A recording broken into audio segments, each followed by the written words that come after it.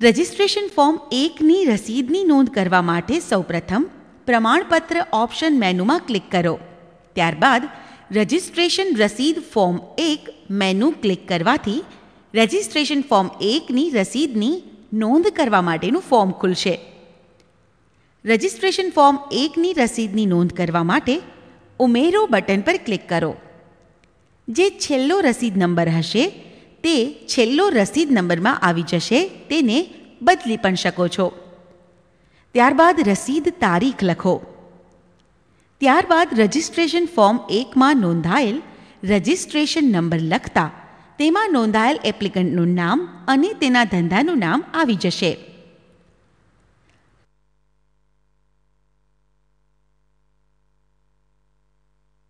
Registration નંબરના બોક્સમાંથી નીકળતા જો રજિસ્ટ્રેશન નંબર સાચો નહીં હોય તો please enter proper registration number એવો મેસેજ આવશે.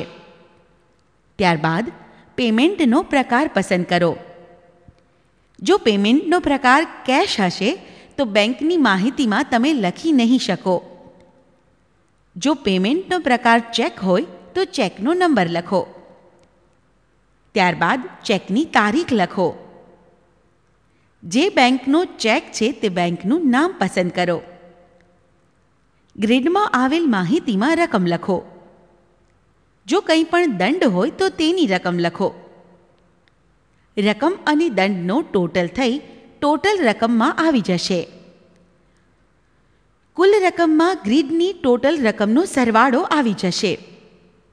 ત્યારબાદ સાચવો બટન પર ક્લિક કરતા રજિસ્ટ્રેશન ફોર્મ 1 માટેની રસીદની નોંધ થઈ જશે.